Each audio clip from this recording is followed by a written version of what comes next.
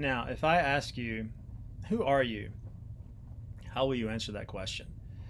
Probably you will search your memory and start piecing together a narrative of certain events in your life that you think have shaped you into the person you are at that very moment.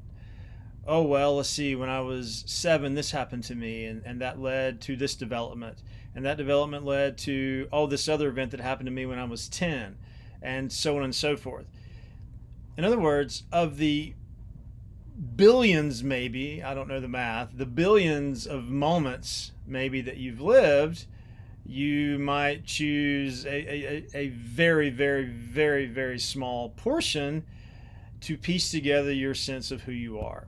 In other words, even the most basic active memory is highly selective. And when we're piecing memories together to create a narrative of who we are at that moment, our choices are even more selective. If I asked you who you are when you were 15, you probably would have chosen another set of memories because you were a different person at that time. If I were to ask you when you're 30, you would probably choose another set of memories. So, what I'm suggesting to you is that already memory is an act of imagination.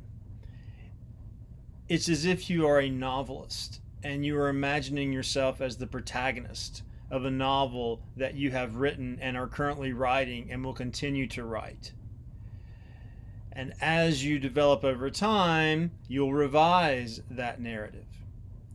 So, this idea, and neurologists have actually shown over and over again that the brain ultimately organizes experience into a narrative.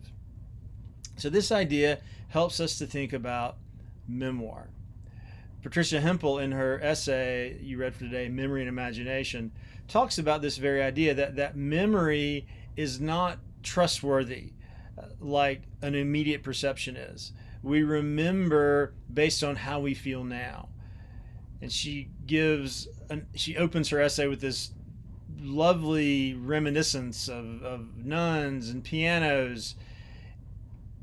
And then she says, I doubt any of this happened. There was a nun in my life, but that was not her name. There was a girl in my life who played piano, but the situation was different. In other words, when she really starts delving into that memory, she realizes that it's not necessarily factually accurate at all. However, it's emotionally accurate. In other words, that story and those characters and those images figure, make visible through language what it felt like to be in that situation, not necessarily what it was like. So, memoir writing is not the same as, let's say, autobiography, which usually is a kind of personal history where you try to lay out as accurately as you can what happened in your life actually.